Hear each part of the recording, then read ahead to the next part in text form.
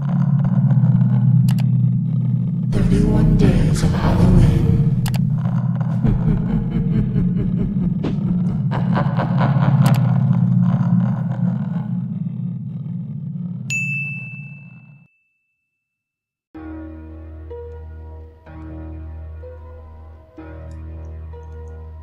The alert had come from S tank on the second floor, and the nurse on duty had called for the gurney. Someone was down, and it was serious. The lights had flickered a few times before the alert came over the two-way radio. Sonia Torres, the leader of the EMS crew, was assuming the worst. Sonia was not quite 5 feet tall. She had jet black, shoulder-length hair. Her dark brown eyes beamed from overplumped cheeks. A thick body with very little fat seemed to disguise her surprising strength, and she was rarely seen wearing anything but the light green scrubs she wore now, which added to the deception. One of the inmates, she thought, must have been tampering with the electrical outlet. Occasionally, an inmate would get his hands on a piece of cigarette and would try lighting it by shorting out the outlet. It usually resulted in a circuit breaker being tripped and maybe some minor burns. This time it was different. 2 nurses were already in S tank when Sonia's crew rushed from the elevator. The heavy steel door was standing open with guards all around to make way for the gurney. A light haze of smoke was in the air, and the smell of burnt hair lingered. Sonia was too busy with equipment and her crew members to get a good look at the downed man as she entered the tank. S tank was practically identical to every other tank in the building. Each one housed up to 24 men, with steel upper and lower bunks packed into the back of the 40-foot square room. Showers, sinks, and toilets along the side with steel partitions for minimal privacy, and 3 picnic-style steel tables serving as a day area. The gurney had to be maneuvered through the main exterior door into a small foyer room with the doors to opposite tanks on each end.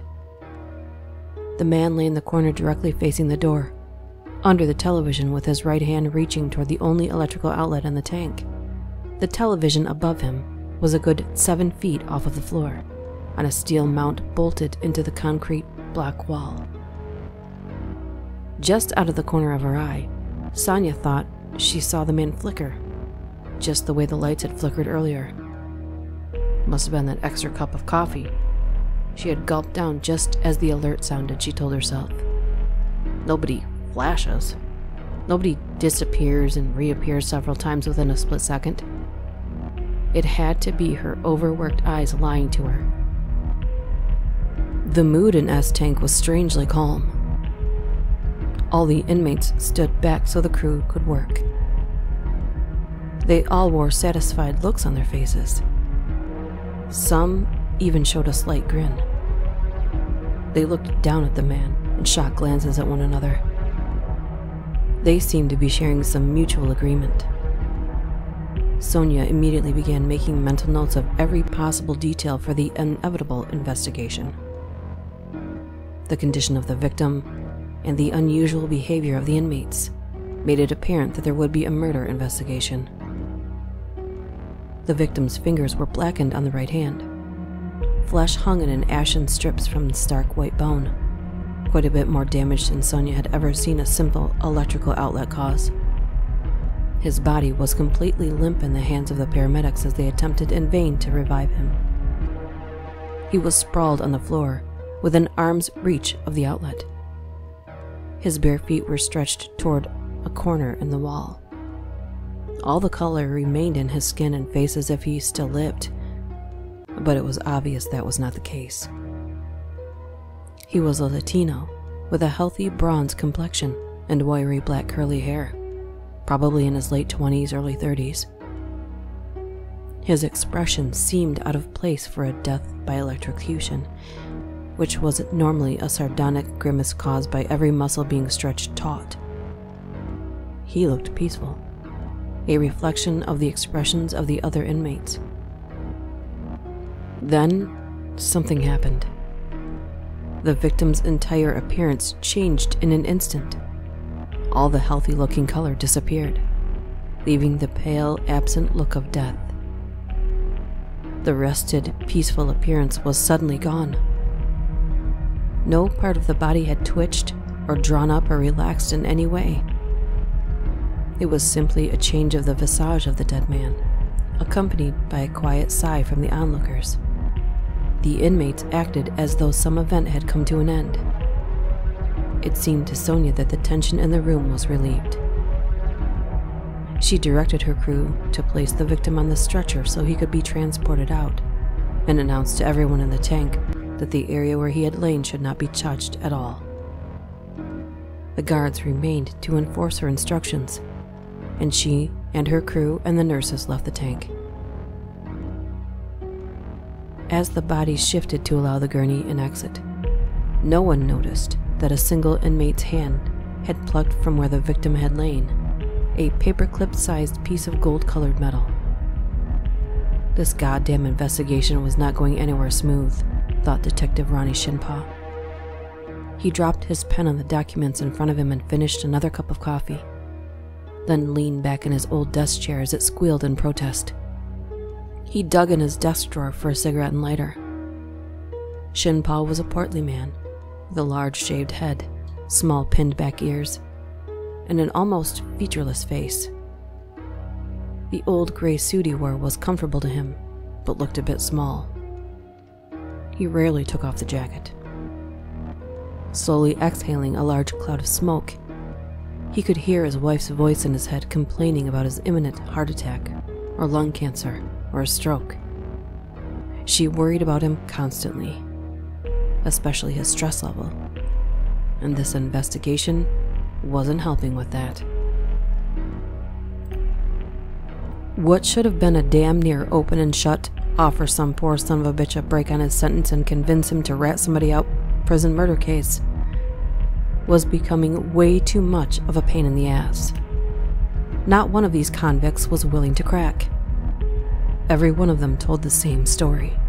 It was frustrating as hell, especially since the story they were telling was such nonsense. It wasn't even that much of a story. Shinpaw could recite it by memory by now. The man's name was Vasquez. He had tapped in, and he had started flashing, and had found something to cling to. And that was really beginning to piss Shinpaw off. Each one of them ended their recital with a satisfied smile. It was enough to make him want to slap all of them at once. At this point, he had had enough. The offers of modified sentences were now withdrawn. None of these idiots were going to get a break now, even if one of them decided to start singing like a bird. No more soft pitch. Somebody was going to talk or the whole goddamn tank was going to pay dearly. Shinpaw knew enough about basic electricity to know that a normal outlet carries 120 volts.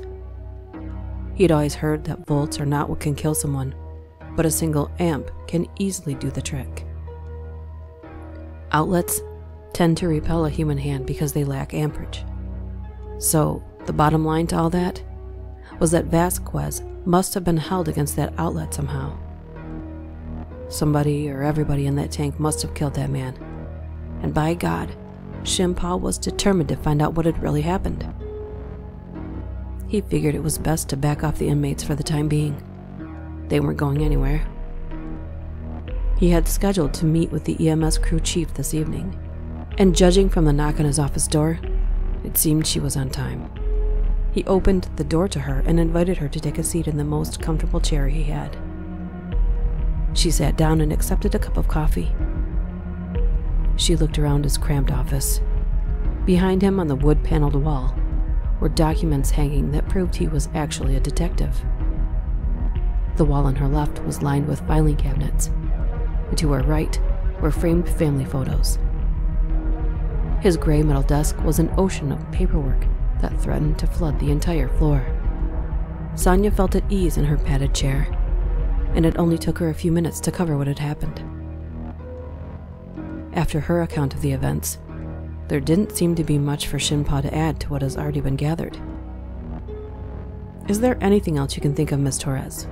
Anything at all? That's pretty much everything, Mr. Shinpaw.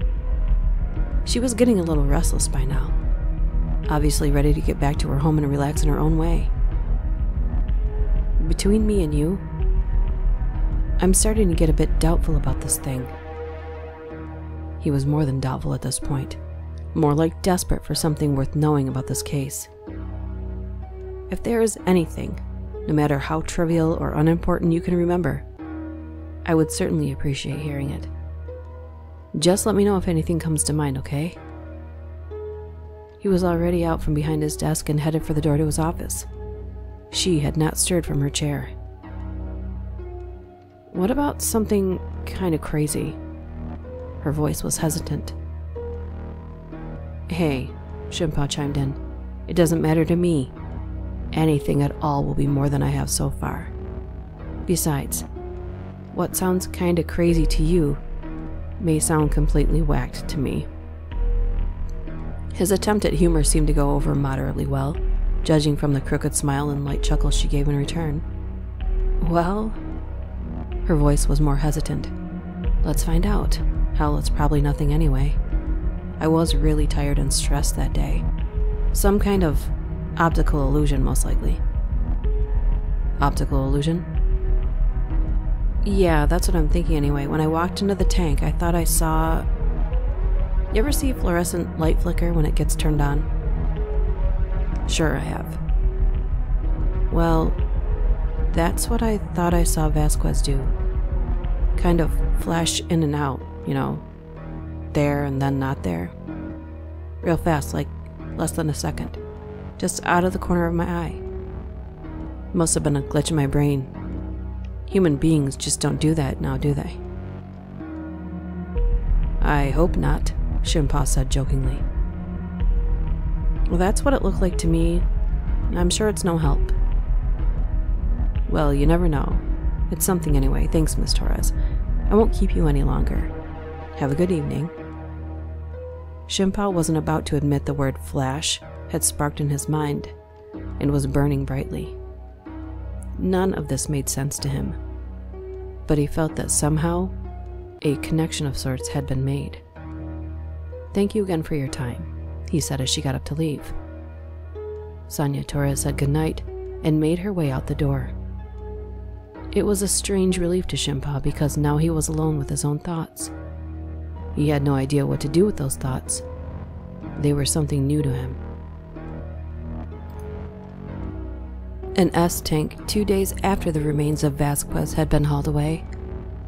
Inmate number 2568-07, Benjamin Martinez, held the key in his hand. Martinez was thin, 5'4", muscular and tattooed across his back, chest, up and down each arm. He had chiseled facial features, small pug nose, and an expression that was always hard. A week before, the 24-year-old had been in court and had been sentenced to serve 15 years for Grand Theft Auto. He was more than ready to take his turn at the outlet, and since he had the wherewithal to pick the thing up from where Vasquez had dropped it, no one could really argue with his claim to be next. What he had seen and what he had felt as he witnessed the transformation of Vasquez was enough to convince him to give it a try. He didn't believe Vasquez was dead. He'd seen death firsthand when his own mother had been murdered in front of him by her lover when Martinez was 10. Death had looked at him, and he had looked at death. What happened to Vasquez was something different, he was sure of it. For an anxious moment, he thought he might not be tall enough. He had to get at least one toe in the corner of the wall and still be able to reach the outlet. One last time he studied the key. That was the name they had given it. As the story went, an inmate who had spent only one night in the tank had brought it in. He was a very small man, with dark brown native Mexican features, who appeared to be in his early 60s. He wore a permanent smile on his face, and even though he otherwise didn't speak a word to anyone, he had shown the thing off to everyone interested and bragged about how he had gotten it through the strip search without shoving it up his ass.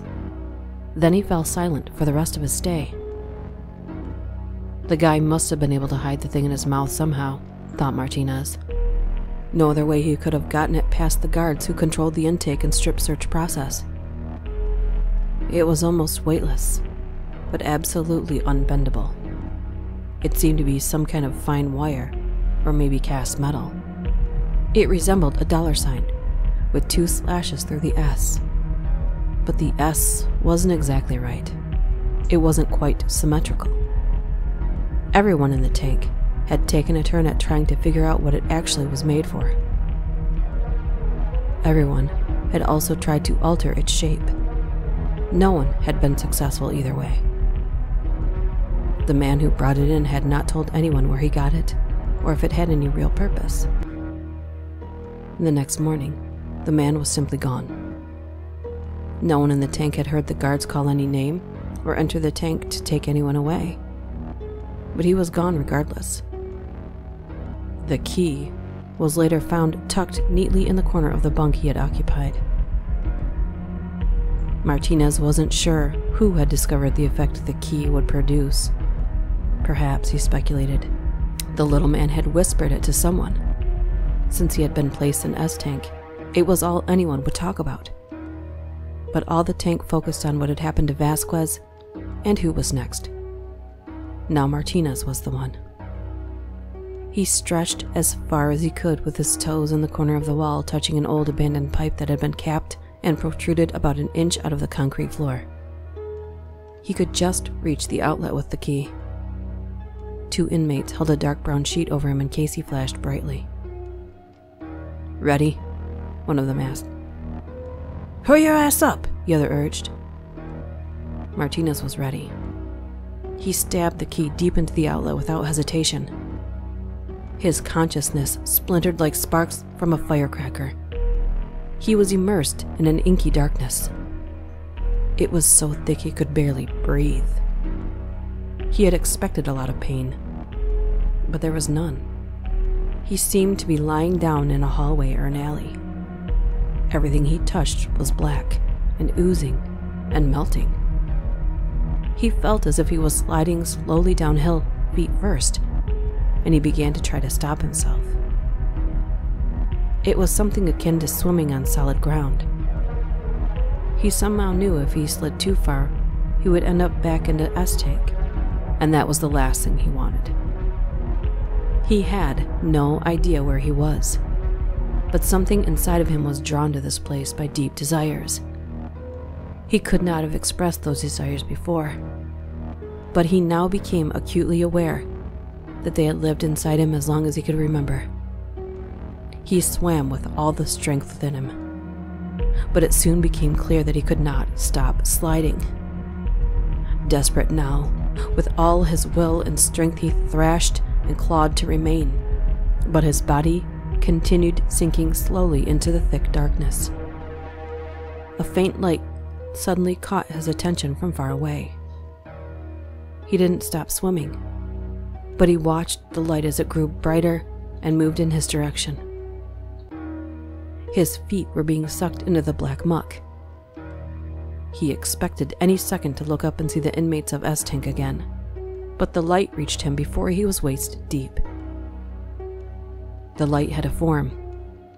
It was the form of Vasquez, and Vasquez took Martinez by the hand and lifted him effortlessly. Suddenly, Martinez was standing on solid ground. The thickness of the dark thinned rapidly, and pale shadows began to show. "Come on, bro," Vasquez said calmly. "I'll show you around if you like. Or you can go back to where you were. It's okay either way."